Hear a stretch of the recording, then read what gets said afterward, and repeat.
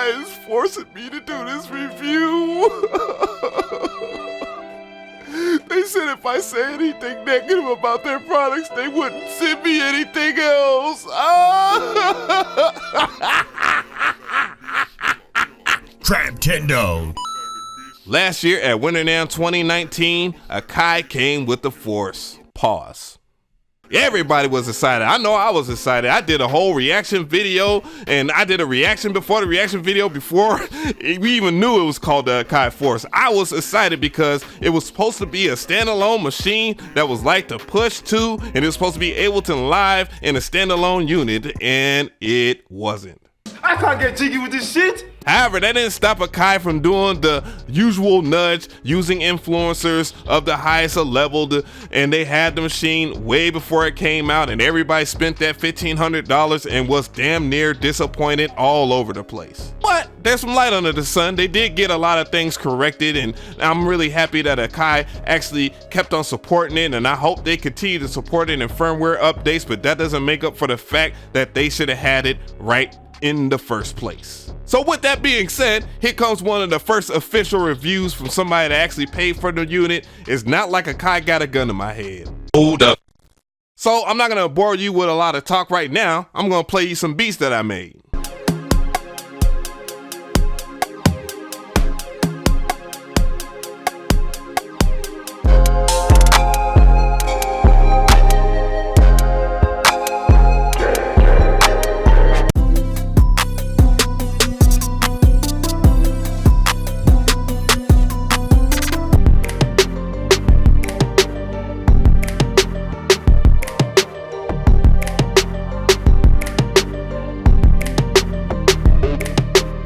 Yeah, it's really nice. I really enjoy it, and I couldn't imagine how it was when it first came out, but goodness gracious, I'm glad I got it because I only paid $700 for it. Oh, hell no!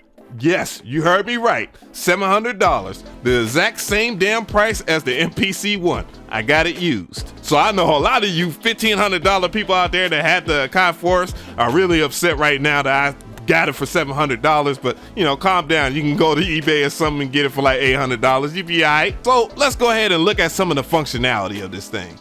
My first impressions of the Akai Force is definitely that it feels just like I'm working with the Push or Ableton Live, but it feels like its own individual thing. Like it has its own vibe to it too as well. So, you know, if I was to press like a button here, you can launch the pad, and as you can see, it's really easy to launch the pad and the countdown as well.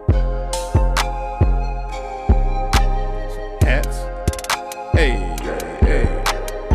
And you know, it has all other stuff. This is one of my favorite tracks, but you know, it has all the things that you need to be able to create a track minus the arrangement mode, and that is the one letdown of this. But again, you can export your stuff into any DAW you want. I mean, but I want to go a little further in some of the other things you could do. The no mode is pretty cool. You can select the track. I'm going to go ahead and hit 1 so I can select this track. And if you hit the button below that, number 1, you arm the track for recording.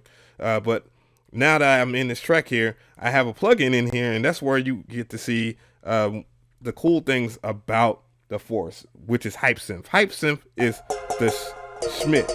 Now, what I could do is I could hit the note button again, and it's going to bring up different chord modes. But if I want to go into shift and stuff like that, if I press shift and note, it will bring up the different stuff from the note configuration, and that way you can, if you want to do chromatic and get notes that won't fit into that particular scale, then fine, you can do that. Of course, you can go over here into a different scale and just play scales without knowing how to play, and that's good too, because that allows beginners to get into it. The touchscreen in itself is actually pretty decent, and the pads, they feel pretty good. Not the best pads in the world, and I could complain about it sometimes when I play. It doesn't get the note out all the way, and then you have to use the dreaded screen, which this isn't Apple quality at all. If you're thinking that this is going to be iPad quality, no.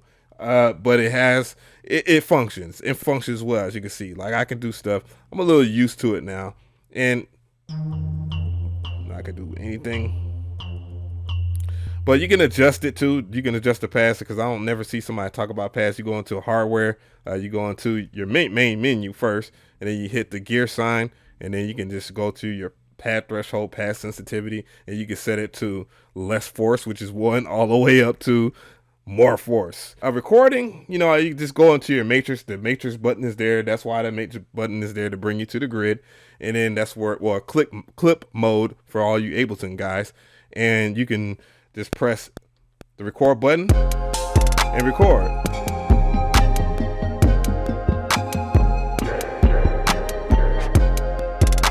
Now, as you can see, it did loop back, and I'm fine with that. I'm gonna go and press the clip button. You can see all the stuff that I recorded in there. I'm gonna play it.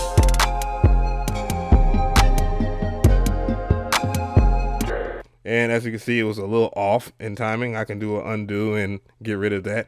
I can press shift record and access, you know, if I want to do record button, record launch then, or if I want to overdub or anything like that. And that's another feature that is really good to have, is that you can turn that off. And, you know, you can change all this functionality on the fly.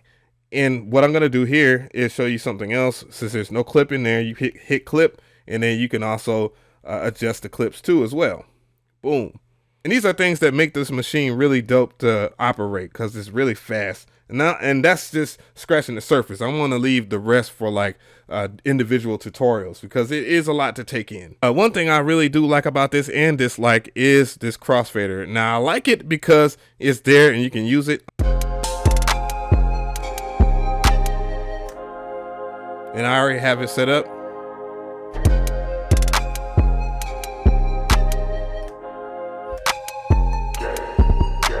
But the crossfader, its fader curve isn't very tough. Like if I was to go ahead and play that track again, the cutoff is very slow.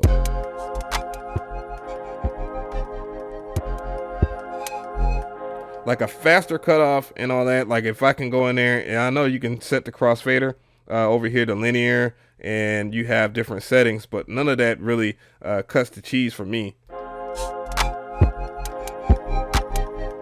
As you can see, exponential. Let's hear that.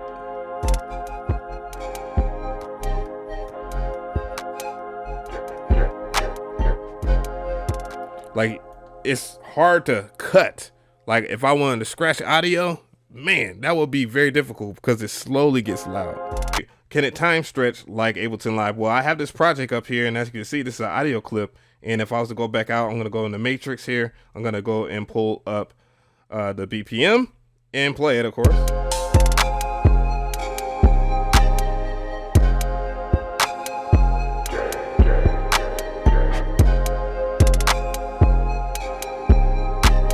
Yes, it can time stretch. It can do stuff, time warp in real time, just like Ableton Live. So that's a little bit, I don't know what people's angle is about these machines, or what they define as time stretch. It can time stretch. And yes, it can sample too, but I want to go into detail in another video. I sampled stuff in, but I sampled it differently into the audio tracks instead of using the sampler. But yeah, you have the sampler in here that you can use. You can use a looper as well. So yeah, it's really dope. And the performance pad is really dope too, of course.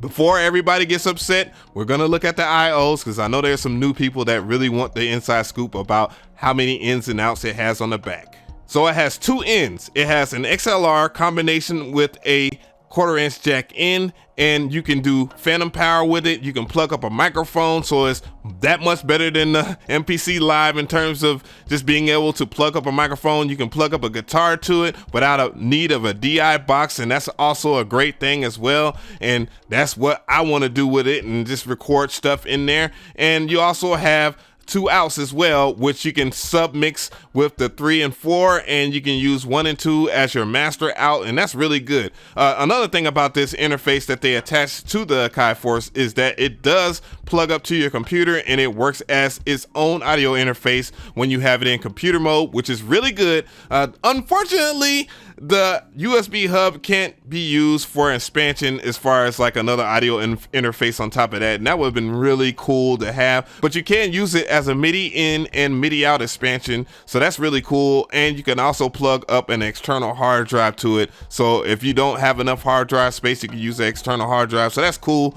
And you can use that in standalone mode, and that's really dope. Unlike the MPC Live and MPC X, it doesn't have full-size pin DINs on the back for the MIDI ins and outs. You have to use the 3.5 jacks in there, but it does have CV and gate, and therefore that makes the Akai Force a little bit better of a choice over the MPC Live in my opinion. But now you have the MPC One that's going to compete with the Akai Force in terms of people that are used to the MPC Live and X workflow, and I think the MPC One is more comparable to the X, though the X has every damn thing. Of course, you have your headphone jack on the front of the machine that you can plug up and sum your mixes as well. So tell me how you feel about this, guys. I'm really excited about the Force. I'm glad that I got it. I know there's some things that people don't like. Of course, the rough start that they had, Akai is trying to get it together, and hopefully they have learned their lesson about nudging the whole entire community way before the item is supposed to be finished complete all the way, because I feel like the way that the Akai Force is right now is how it should have been last year. But even though if we're talking about it right now and pros and cons, it still doesn't have an arrangement mode, but it's coming in the first quarter, at the end of first quarter of 2020. So hopefully I'm gonna hold Akai to that, and hopefully they will deliver. And that is one of the good things about it, that they are supporting the firmware update as well. The touchscreen, it has its moments to where it's not very reactionary to your touch, and some of the things, the gestures are a little weird. It's not Apple quality. As somebody that has an iPad and an iPhone, it's not Apple quality. So yeah, I know a lot of you guys are always talking about Akai being on the same tip as Apple. They got some ways to go on that, at least on the touch screen. But altogether though, the workflow feels really good. I just really hope that they work on the Crossfader, because I want to do some cutting with the Akai Force. I would rather do that than have my mixer on my table, because it already does a different kind of job. But at the same time, whatever the case is, you know, these are things that they can fix in a update. Do I give this the stamp of approval? I'm thinking about 75%. I think that's fair.